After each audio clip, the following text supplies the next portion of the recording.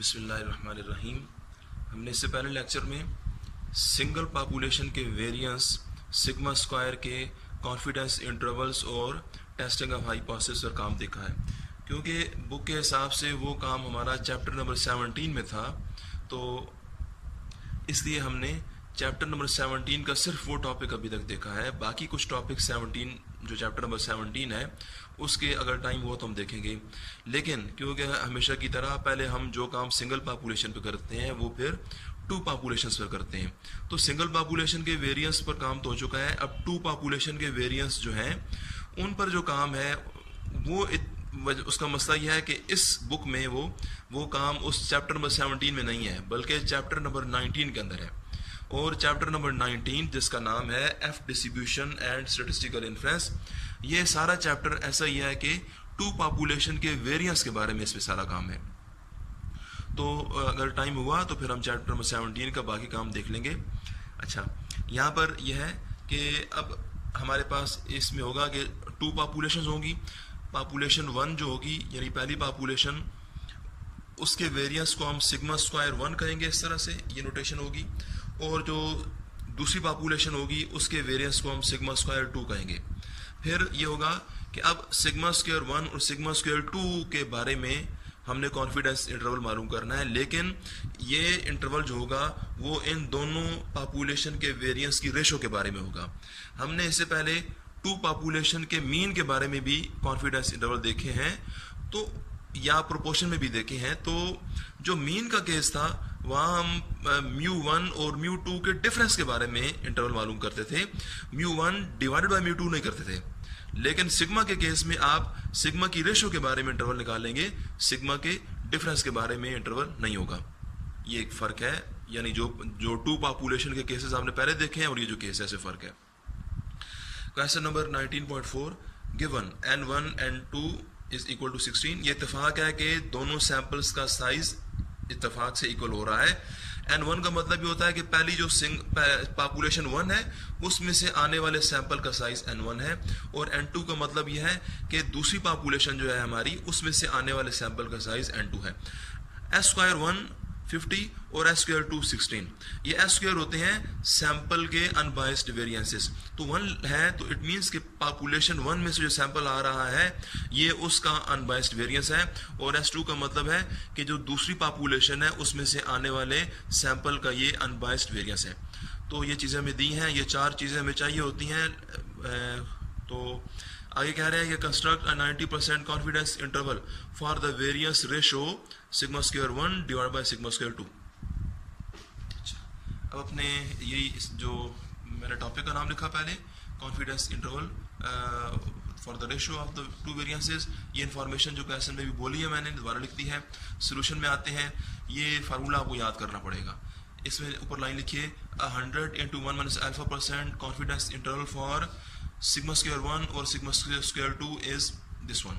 अच्छा जी, इसमें यह है कि ये फार्मूला आप याद रखेंगे। इधर जो आ रहे हैं V1 और V2, ये V1 होती है n1 - 1 और V2 होती है n2 - 1। ये V1 और V2 दोनों हैं degree of freedom for F distribution. तो इधर जो V1 हमने नाम बताए हैं तो उनको मालूम भी कर लेते हैं, यहीं पे कर लेते हैं। हेयर n1 और n2 दोनों ही 16 है इत्तेफाक से, तो n1 की जगह भी 16 पुट करेंगे, यहाँ भी 16 पुट करेंगे। तो ये नीचे मैंने किया है कि ये दोनों का 15 आंसर आएगा, V1 भी 15 V2 भी 15। अच्छा, फिर अल्फा हमें चाहिए। अल्फा आपको पता है कि 90% और 100 × ये इतना % जो है इसको आपस में इक्वेट करते हैं हमेशा की तरह। ये भी मैंने ऐसे सिर्फ लिख दिया है इनको इक्वल करके, बाकी ये स्टेप्स को छोड़ दिए हैं। इन स्टेप्स में आपको पता ही है कि हम परसेंटेज आपस में ख़त्म कर देते हैं, और वो बाकी जो कुछ 2-3 स्टेप्स होते हैं उसके बाद अल्फा को हम मालूम करते हैं। अगर इसमें अभी भी कन्फ्यूजन है तो आप कुछ लेक्चर्स पहले के देख लीजिए, वहाँ पर हमने अल्फा को स्टेप वाइज मालूम किया था। अच्छा, अल्फा हमारा 0.10 आएगा, हमारे यहाँ पर अल्फा का हाफ है तो हम अल्फा का हाफ कर लेते हैं, इसी का हाफ इसको 2 पर डिवाइड कर लीजिए, 0.05 आएगा। अब सारी चीज़ें हो चुकी हैं, S1 S2 पहले ही गिवन थे, वो इधर और इधर पुट हो जाएंगे, जबकि अल्फा हाफ ये आ चुकी है, यहाँ पुट हो गई, V1 V2 दोनों 15 इधर पुट हो जाएंगे। तो क्योंकि ये ज़रा फार्मूला लेंथी था तो मैंने ये किया कि मैंने पहले ये हिस्सा ये हिस्सा मैंने यहाँ इसको लिखा है ये वाला जी, और फिर मैंने ये जो हिस्सा था सारे का सारा कॉमे के बाद ये दूसरा हमारा लिमिट है, इस सारी को मैंने ये अलग से ये किया है। तो अच्छा जी, ये मैंने इसको सारे को नाम दोबारा लिखा यहाँ पर। S1 S2 जो वैल्यूज़ ऊपर है वो 50 और वो 16 है, वो दोनों इधर अपनी अपनी जगह ये 50 16 पुट की, इधर भी नीचे दूसरी लिमिट में भी ये पुट की, रह गया अल्फा हाफ की वैल्यू जो थी वो पुट की, ये V1 V2 दोनों 15 पुट किए। अब आप इसी चैप्टर के एक दो पेजेस शुरू के देखिए, उनमें आपको टेबल मिलेगा F का, ये हम क्लास से भी डिस्कस कर चुके हैं। उस टेबल में टेबल 3 तरह के टेबल आपकी बुक में है, वहाँ पर 0.05 एक में लिखा होगा, एक में 0.01 होगा, एक में 0.025 होगा। तो क्योंकि आपके क्वेश्चन में भी 0.05 पर हमारा काम आ रहा है, तो आपने वो टेबल देखना है जिसके ऊपर 0.05 लिखा हो। ब्रैकेट में पहली वैल्यू जो है उसको आप V1 में पढ़ेंगे और दूसरी वैल्यू को V2 में पढ़ेंगे, तो आपको 2.40 मिलेगी। ये आपकी बुक में शायद कि ये डिग्री ऑफ फ्रीडम दोनों मौजूद ना हो, लेकिन जो हमारा स्टैटिस्टिकल टेबल मार्केट से मिलता है वहाँ से ये वैल्यू आपको मिल जाएगी। तो ये 2.40 आती है जी। तो क्योंकि वही F आ रहा है दोबारा इस लिमिट में भी, तो दोबारा आपका यही जो है 2.40 ये आएगा। लेकिन यहाँ F ऊपर है, मल्टीप्लाई हो रहा है, तो लिहाजा ये 2.40 ऊपर आएगा। यहाँ F डिवाइड हो रहा है, 2.40 ये डिवाइड हो रही है। दोनों को सॉल्व करेंगे, दो लिमिट्स आ जाएंगी, आंसर अपना बताएंगे 90% CI for the ratio of two variance is, ये स्मॉल लिमिट पहले और कॉमे के बाद ये बड़ी लिमिट। अच्छा, इसमें दो बातें हैं। एक यह है कि अगर पेपर में आ जाए आपको इंटरवल मालूम करना पड़ जाए, ये ऊपर स्क्वायर ना हो, तो उसको हम बोलेंगे the ratio of two standard deviation. तो उसमें आप ये करेंगे, आप सारा काम यही कर लीजिए, ऐसे कीजिए, और आखिर में आकर आपने ये करना है कि आंसर जब लिखना है तो इसको भी लिख दीजिए, ये लाइन भी लिख दीजिए, एक लाइन और लिख दीजिए कि 90% confidence interval for sigma 1 divide by sigma 2। फिर उसमें आप स्क्वायर ही लिखेंगे, क्योंकि आपको स्क्वायर का नहीं बल्कि बगैर स्क्वायर के रेशो पूछी जाएगी। तो ये सिग्मा 1 और सिग्मा 2 इस करके इन दोनों वैल्यूज का स्क्वायर रूट ले लेंगे। ये बात हमने इससे पहले लेक्चर में भी डिस्कस की है, यानी इन्हीं दोनों चीज़ों का आप स्क्वायर रूट लेंगे तो आपका ये जो क्वेश्चन है जो वेरियंस की फॉर्म में है वो स्टैंडर्ड डेविएशन की फॉर्म में कन्वर्ट हो जाएगा। दूसरी बात यह है कि बाज़ औक़ात होता है हमारे, बल्कि क्वेश्चन नंबर 19 की बात कर लीजिए, 19.5 की बात कर लेते हैं, ये मेरे पास है। इस क्वेश्चन में ये था कि उन्होंने हमें सैंपल नंबर 1 सैंपल नंबर 2 की इन्फॉर्मेशन यूँ मैंने लिख ली। हमें उन्होंने कहा है कि आप 90% confidence interval for sigma 2 over sigma 1 मालूम कीजिए, जबकि यहाँ पर है सिग्मा 1 ऊपर है यहाँ पर, और इस क्वेश्चन में सिग्मा 2 ऊपर लिखी हुई है। तो हमने करना यह है भाई, मैं पहले से बताता हूँ कि क्योंकि सिग्मा 1 ऊपर था लिहाजा S1 ऊपर आ रहा है, सिग्मा 2 नीचे है लिहाजा S2 नीचे है। यहाँ F अल्फा हाफ जो S ऊपर होता है, जो S ऊपर होता है न्यूमरेटर में होता है, उसका V पहले आता है, S1 है तो V1 आएगा, S2 नीचे है यहाँ पर तो V2 बाद में आएगी। यहाँ पर भी ऐसी है कि जो S ऊपर था उसका V पहले और S2 बाद में है तो उसका V बाद में है। तो अभी क्योंकि उल्ट काम हो रहा है, अभी सिग्मा 1 ऊपर नहीं है बल्कि यहाँ पर सिग्मा 2 ऊपर है और सिग्मा 1 नीचे आ रही है इस क्वेश्चन के अंदर। तो कोई मुश्किल बात नहीं है इसमें, आपने ये करना है कि क्योंकि सिग्मा 2 यहाँ पर ऊपर है तो आप S2 ऊपर लिखेंगे, और सिग्मा 1 नीचे है तो फिर आप S1 नीचे रखेंगे। 1 ओवर ऐसे ही करेंगे जिस तरह ये 1 ओवर F है, तो यहाँ पर भी आप 1 ओवर F अल्फा हाफ करेंगे। तो क्योंकि S2 पहले ऊपर है तो V2 पहले आएगी, S1 ये नीचे है तो V1 बाद में आएगी। बाकी भी ऐसे ही है जी, ये कॉमा लगाएंगे बीच में और फिर वही S2 S1 S2 S1 ऐसे लिखेंगे। लेकिन F में आएंगे, यही F जो नीचे लिखा हुआ है उसी को उठाकर यहाँ ऊपर रखेंगे, इसमें भी V2 पहले ही आएगा। ये जो V1 और V2 हैं नाम इनके ऐसे ही हैं, V1 is equal to N1 minus 1 V2 N2 minus 1, ऐसे ही करेंगे इनको, क्योंकि ये आप 10 और 8 देख लीजिए, इनके हिसाब से मैंने ये 10 8 पुट किए और 9 7 आई हैं। लेकिन अब ये जो F alpha half V1 V2 है, जब आप टेबल में जाएंगे तो उधर आप ये करेंगे कि इसको हम ये मालूम करेंगे ना हो।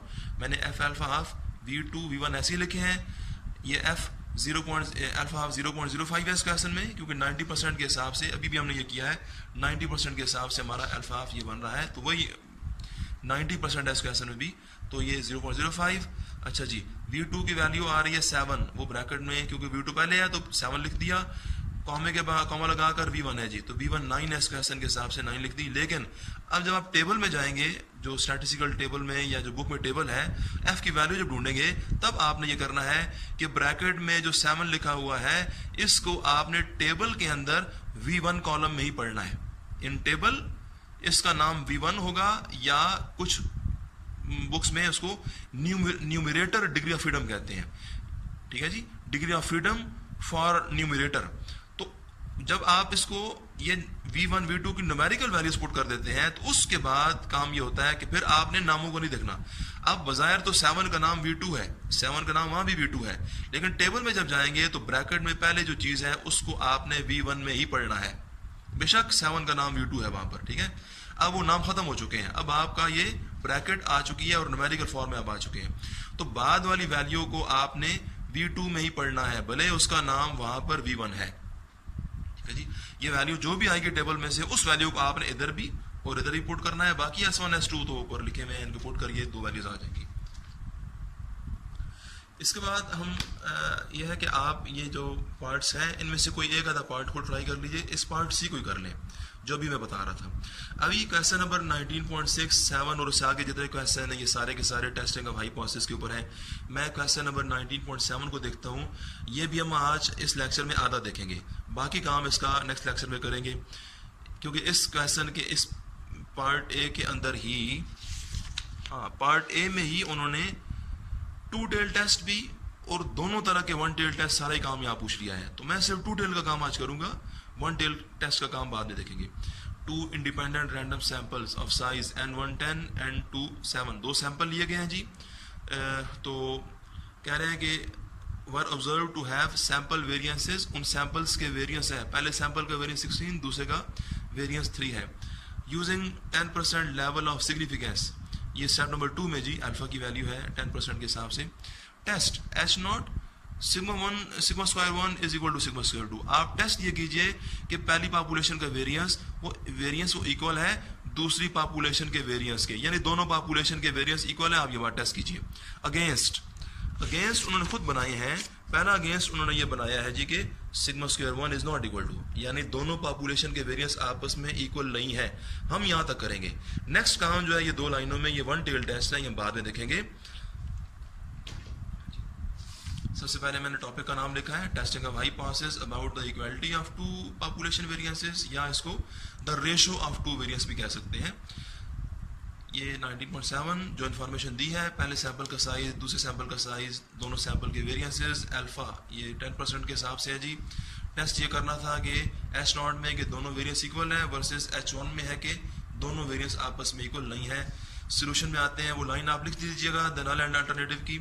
H0 के अंदर इक्वालिटी वाला, H1 में नॉट इक्वल, ये 2 टेल टेस्ट। अच्छा जी, यहाँ पर आपने ये करना है कि पॉपुलेशन के मीन म्यू की जब टेस्टिंग थी, μ1 इक्वल टू μ2, वहां हम μ2 को या μ1 को दूसरी तरफ ले जाते थे और माइनस करते थे। यहां पर आपने सिग्मा 2 को इधर लाकर माइनस नहीं करना है, बल्कि आप सिग्मा 2 को डिवाइड कर सकते हैं। ये और लिखा है, अगर पेपर में आपके सामने ये डिवाइड की फॉर्म आ जाए इस तरह से, तो ये सिग्मा स्क्वायर 2 क्रॉस मल्टीप्लाई करेंगे ना, जब ऊपर जाएगा तो sigma square 1 equal to sigma square 2 हो जाएगा। यानी ये रिलेशन हमने डिफरेंस की फॉर्म में नहीं बल्कि रेशो की फॉर्म में लिख सकते हैं इसको, ठीक है। तो सिग्मा 2 ये नीचे ला सकते हैं, नीचे लाएंगे जब इधर तो ये सिग्मा 1 के नीचे आ जाएगा, लेकिन फिर पीछे बचेगा 1।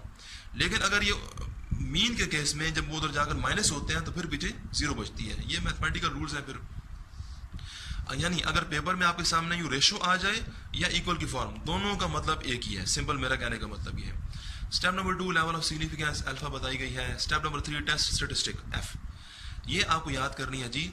इसमें ये होगा कि जब 2 टेल टेस्ट हो उसमें आपने दोनों एस को देखना है। सैंपल के वेरिएंसेस को देखिए, जो एस बड़ा है, यहाँ पर S1 की वैल्यू 16 है जो बड़ी है, तो S1 बड़ा है और S2 की वैल्यू छोटी है। मैं ये कहूंगा कि S1 बड़ा है, जो S यहाँ पर बड़ा होगा वो S आपने ऊपर रखना है। यानी यहाँ पर हम करेंगे S²1 डिवाइडेड बाय S²2, और आगे वजह भी लिखती है कि क्योंकि S²1 की वैल्यू बड़ी है S2 से। डिग्री ऑफ फ्रीडम, यहाँ पर आप लिखेंगे V1 is equal to N1 - 1 और एंड V2 N2 - 1। ये बिल्कुल ऐसी है कॉन्फिडेंस इंटरवल की तरह। कंप्यूटेशन में आएंगे जी, या S1 और S2 दोनों की जो वैल्यूज दी हुई थी ये अपनी जगह पुट कीजिए इनकी जगह, ये 16.3 पुट की, 5.33 आंसर आ रहा है। बाकी V1 V2 के फार्मूले वहाँ लिखे हैं, उनके आंसर यहाँ निकाले हैं हमने कि भाई N1 की वैल्यू और N2 की वैल्यू जब पुट किए हैं वो ऊपर से, तो ये V1 9 और V2 6 आ रहा है। आते हैं जी क्रिटिकल रीजन में, reject H0 if F calculated is greater then F alpha V1। ये आपको याद करना पड़ेगा, टू टेल टेस्ट में ये एक रूल है, हमारी बुक के अंदर एग्जाम्पल के अंदर 2 रूल्स वाला क्वेश्चन भी है, लेकिन आप इसी को याद कीजिए, बस एक को यूज कीजिए। F कैलकुलेटेड ये तो हो चुकी है, ऊपर रह गया F alpha half V1 V2, ये वही बात है, ये टेबल से आएंगे जी। यहाँ पर इस चीज़ को मैंने ये बताया कि भाई ये सीक्वल है अल्फा हाफ, अल्फा हमारा ये 0.1 है तो इसका हाफ करेंगे जो, तो 0.05 आ गया। बाकी V1 V2 दोनों की वैल्यूज 9 और 6 अपनी जगह पुट की। उसी तरह से आप टेबल में जाएंगे, आपको 4.10 मिलेगी। ये फिगर बनाएंगे, फिगर के राइट टेल पर ही आपने वैल्यू प्लॉट करनी है, लेफ्ट पर नहीं करनी। राइट में जो टेबल से वैल्यू आपको ये 4.10 मिल रही है, तो मैंने FTAB लिख दिया, टेबल 4.10।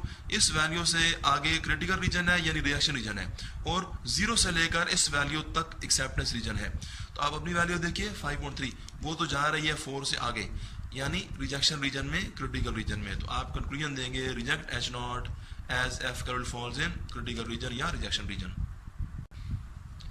अब जी एक और बात है, अगर हमारा यहाँ मैं बोल रहा था कि F में क्योंकि S1 बड़ा था तो आपने उसको ऊपर रखा, ठीक है, लेकिन अगर S1 स्मॉल हो जाए और S2 की वैल्यू बड़ी हो जाए फिर क्या होगा?